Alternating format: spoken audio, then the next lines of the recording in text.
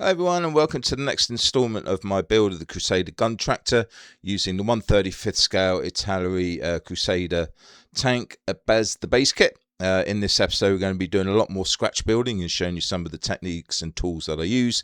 So if that's something of interest, then pull up a chair and let's go do some modelling.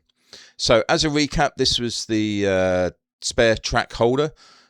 Just finished that off using a little bit of spare track from the full metal track set, and then I decided to crack on with the reverse of the vehicle using the tow hitch. And now the kit supplied one isn't correct, so we need to scratch build one.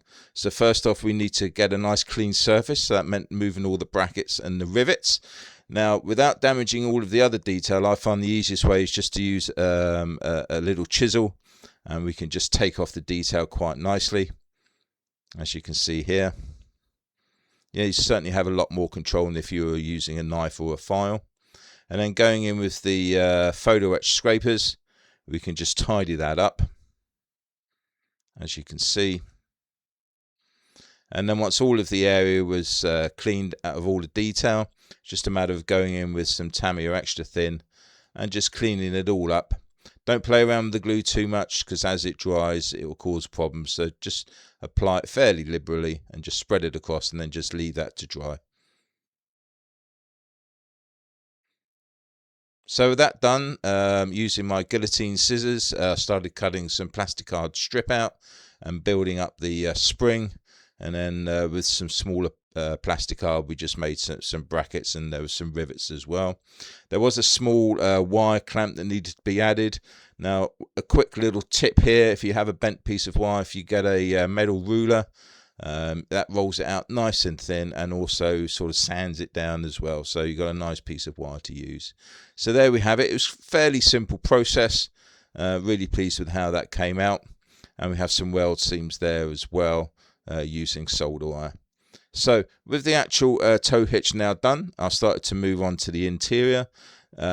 We blanked out the front sidewalls, as you can see, and the actual floor I can actually remove and put back in at this particular stage, so that gave me scope to be able to add the detail. And I started off by putting one of the axles in. Now the actual separator sheet was a real bugger to get that particular shape, so there was a lot of trial and error. But eventually we got it correct, and as you can see, we put some weld seams in there. If you're not familiar with my work and you want to know how I do my weld seams, then there is a video in the how to do section at the bottom of my page. And we also use some pewter strip and some pewter rivets just to make those brackets. Now I then realized that one of the axles was incorrect, so that came off. I put the two axles in the correct place, and that allowed me to put a false floor on later. Now, looking at all the research material, I realised that we had strips of rivets that needed to go in. So I had some in the spares drawer, so just a matter of cutting those to length and putting those in. And that was a nice addition, along with the seat at the bottom. Now, as you can see from this diagram, there's one heck of a lot of detail that goes in to the front part of the tank, and there was no way I was going to be doing all that, so I had to be selective of what I wanted to do. Now on the left side, you can see there were holders for the water cans, so that was a simple process of making those up. But I had quite a lot of stuff in the spares drawer. Resin, we have some ammo crates. We also have some of the another ammo crate there, and we also have some of the water cans. Went through quite a few of those. I think there's about 8 altogether in the build. And we had the crates that we were going to put in the center, because fundamentally that's what the Crusader tank is. It carries ammo crates, and this is the enclosure with which it's all put in. So I needed to make that up just using angle brackets and plastic card strip. Very simple process, and it was just a matter of gauging it to the actual space to which it went in. But once I had actually made the enclosure, I realized that my ammo ones that I had weren't large enough, so I actually decided to go for the Bronco ones, so they're on order and arrived later. Now as for the back, again, lots of detail, certainly not going to be going to that extreme. So what I did, I just cut out basic shapes and then put some plastic card on the back, and then sort of just gives that sort of recessed look to it, along with some more of those rivet strips, and that should look really neat once all painted up. So at this stage I was happy enough to actually add the upper hull onto the lower hull, so that was strapped in place overnight and glued into place. Then, as you can see, I've started to do the sidewalls. Very straightforward, just using scale drawings to make sure they're correct size. You'll also notice there's some little supports in each corner. And then while I was doing all of that, the Bronco ammo bins turned up. Really pleased. Took quite a while to put them all together. There's quite a lot of them. I decided to just mix it all up on the top there, just to add a bit of interest, so we can see some of the shells and some of the plainer ammo bins as well. But as you can see, that fits a lot better now into the girder system there. So really pleased with how that was looking. Now, as you can see from the photos, there was some more nuts and bolts that needed to be done. The back plate needed to be shaped with the round edges as well. So once that was done, I was really pleased with. We were now going forward with the detail. At this particular stage, I didn't want to go too heavy on the detail. I wanted to get most of the structure done first, and then I'll come back later and put more of the detail in. But as you can see, I've now got the 4 side boxes in as well. They were a bit awkward to make because of the angles of the front slope, but all in all, it's worked out pretty good. And also we've put a little seating area in there as well. And you can see all the details of the driver's areas, the compartments, fire extinguishers, the gears, etc., etc. Now, but on either side of the bin holder, there are steps where the guys can stand on. So again, that was just using plastic card and plastic card strip to make those up. Now, as far as the seating goes, there's 2 ways of doing it. You can have 3 individual seats, or you can just have 1 long bench seat.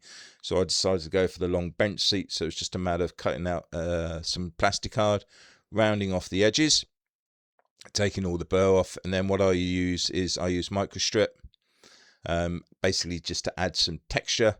So that's wrapped all the way around the seat, and then once that's painted, that sort of gives you that nice textured look. And that's the one that's been completed there, and that fits nicely in there. So really pleased with how that looked, and it's really coming along well. So with that done, one thing I had forgotten to do, which was a bit of a pain, I forgot to put the side doors on. They open outwards on a hinge mechanism, so those had to be cut out. And once the hole had been all squared up, I then cut some more card and put the doors back in. So not a major issue, but a bit annoying. So with that, I decided to go further to the back. I wanted to sort of take out some of this detailing, some of the handles, improve the handles with wire. So again, it was going back to the chisel and just very gently taking off all of those handles that shouldn't be there and replacing them with the wire ones. So very gently going over with the chisel, and then once that's done, going back over again with the file and the Tamiya thin, just to make it a nice clean base for us to put the new handles onto. So take the little auger and then just make the holes for where we want the handles to go. If you want to, you can drill these out as well. Now, we all use the little micro hand drills, and as you can see, like everybody else, all the thin ones have all been snapped off. So it was just a matter of finding the right one. I used 2mm wire, and then I have this fantastic tool which has a nice bevel at the end, which makes it a lot easier to drill, and you get a lot more control. So I'm just going to drill through the holes now and show you how easy that is. And then once that's done, it's just a matter of getting some copper wire, using the 0.3mm, and then using the RP Tools bender, and we can make our handles as whichever width we need. And as you can see, they've come out really well. And you get a better angle from there. Now I also started to make the top box. So we put the lid on first, and then we made 2 boxes on each side. And those were trimmed back as I went. And then also there's 2 larger boxes that also need to be made.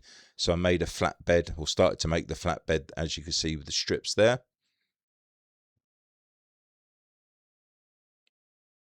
And also you'll notice that I've taken off the rear mudguard because that was incorrect. So that will have to be scratch built back on. And there's also, we have another supporting using square rod. And what I needed to do is just add on the triangular supports. So we got out the RP Tools cutter, made the oblong shapes all exactly the same size, and then cut those in half, and then trimmed the top so that we had that triangular type of support. And those were put in pairs on each side. Bit of a fiddly job, but it's a nice bit of detail. So I was pleased how that all turned out. And we get a better view of that there. So that's where we are now. With the top on, we'll come back to this on the next video, and we'll carry on building up the back of the gun tractor. But so far, it's all going fairly well, and I'm really pleased with the progress that I'm making on the build.